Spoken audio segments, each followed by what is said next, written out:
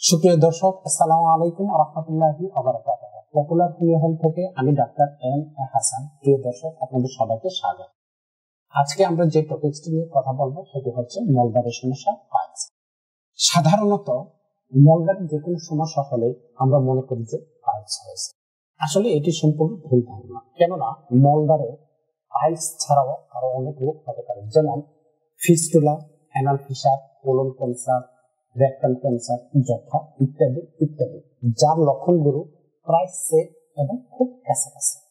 আমাদের মলদ্বারে সাধারণত তিনটি অ্যানাল কোষণ থাকে, যার কাজ হচ্ছে মলদ্বারের মুখকে বন্ধ করে রাখা, যাতে করে যখন তখন বায়ু এবং নরম কারখানা বের হতে না পারে।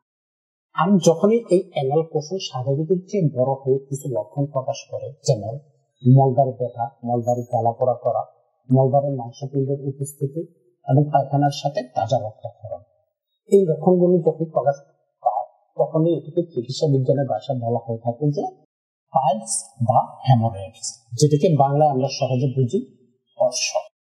এই পাইলস যে কোনো বয়সে হতে পারে, ছোটদের হতে পারে, বড়দের হতে পারে, নারীদের হতে পারে, পুরুষদের হতে পারে। এই পাইলস তিন ধরনের হয়ে থাকে, অর্থাৎ পাইলস তিন প্রকার। এক নম্বর হচ্ছে এক্সটার্নাল হেমোরয়েড, যা মলদ্বারের বাহিরে হয়ে থাকে। দুই নাম্বার হচ্ছে ইন্টারনাল হেমোরয়েড, যা মলদ্বারের ভিতরে হয়ে থাকে। তিন নাম্বার হচ্ছে ইন্টারো এক্সটার্নাল হেমোরয়েড, যা ভিতর থেকে হয় বাহিরের দিকে প্রকাশ পায়। এই পাইলসের চারটি ধাপ রয়েছে। এখন আপনার যদি পাইলস হয় তাহলে আপনি কিভাবে বুঝবেন? আপনি যদি এই চারটি ধাপের কথা শুনেন তাহলে আপনি সহজে বুঝতে পারবেন।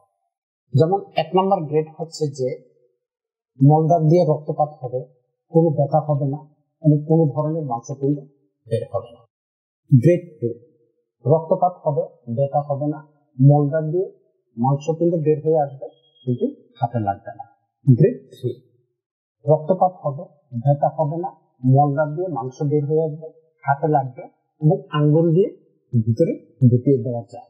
গ্রেড 4, রক্তপাত হবে, ব্যথা হবে, জ্বালাপোড়া হবে এবং মলদ্বার দিয়ে মাংসপিণ্ড বের হয়ে আসবে, হাতে লাগবে কিন্তু আঙ্গুল দিয়ে এই মাংসপিণ্ডটিকে ভিতরের দিকে ঢুকানো সম্ভব হয় না। এখন আসি যে কি কারণে পাইলস হয়ে থাকে।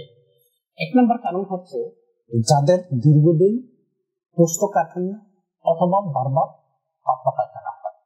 দুই নম্বর কারণ হচ্ছে যারা অতিরিক্ত রেড মিট অর্থাৎ মাংস জাতীয় খাবার খায় এবং ফাস্ট ফুড বেশি খায়, অতিরিক্ত মশলা জাতীয় খাবার বেশি খায়, বেশি ঝাল এবং চর্বি জাতীয় বেশি খাবার খায়, তাদের ক্ষেত্রে পাইলস বেশি হয়ে থাকে। আবার যারা শাকসবজি কম খায়, ফলমূল কম খায়, আঁশযুক্ত খাবার কম খায় এবং পানি কম পান করে, তাদের ক্ষেত্রে পাইলস হয়ে থাকে। আবার যাদের শরীরের ওজন অনেক বেশি, তাদের ক্ষেত্রে পাইলস হতে পারে। আমাদের দেশে সাধারণত দেখা যায় যে অনেক গর্ভধারিণী মা গর্ভাবস্থায় তাদের পাইলস হয়ে থাকে। আবার যারা লিভার সিরোসিসে আক্রান্ত, তাদের দেখা যায় পায়খানা খুব শক্ত হয়ে যায়, তো যার কারণে লিভার সিরোসিস রোগীদের ক্ষেত্রে পাইলস হতে পারে। এছাড়া যারা দীর্ঘদিন অথবা বারবার প্রথম দিয়ে যদি টয়লেট করে, তাদের ক্ষেত্রে পাইলস হতে পারে। আবার যারা প্রয়োজনের বেশি দীর্ঘ সময় টয়লেটে বসে থাকে, তাদের ক্ষেত্রে এটা হতে পারে।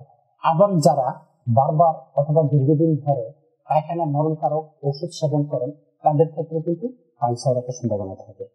আর আরেকটা ইম্পর্টেন্ট কারণ হচ্ছে যে জেনেটিক অথবা বংশগত কারণে পাইলস হয়ে থাকে। বিশেষ করে বৃদ্ধ বয়সের নারী এবং পুরুষদের ক্ষেত্রে পাইলস বেশি হয়ে থাকে। এছাড়া পেটের সমস্যা যেমন IBS-C, IBD, এই রোগগুলি যদি দীর্ঘদিন থাকে তাহলে কিন্তু পাইলস হতে পারে। এখন আসি, যদি পাইলস হয়ে থাকে সেক্ষেত্রে কি ধরনের লক্ষণ প্রকাশ পেতে পারে।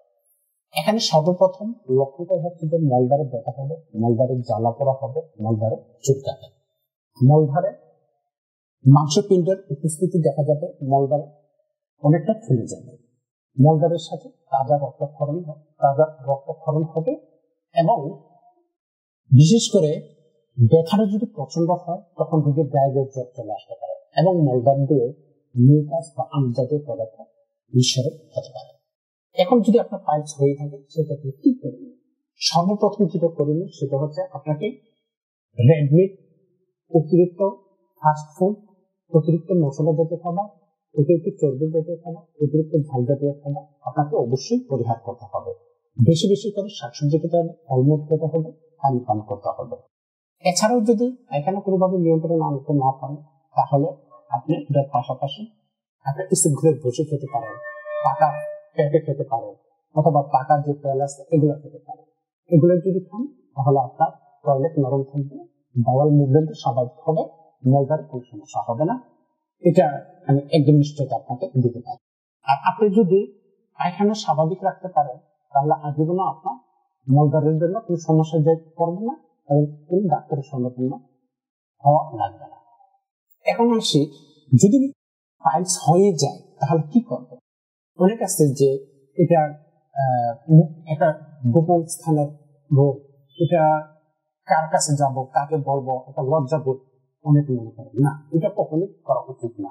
এক্ষেত্রে আমি বলবো, অনেকে আছে যে লজ্জাবোধ করে ডাক্তারের কাছে যান না, আবার অনেকে আছে যে হ্যাঁ ডাক্তারের কাছে গেছেন, অপারেশন করছেন কিন্তু আবার হয়ে গেছে।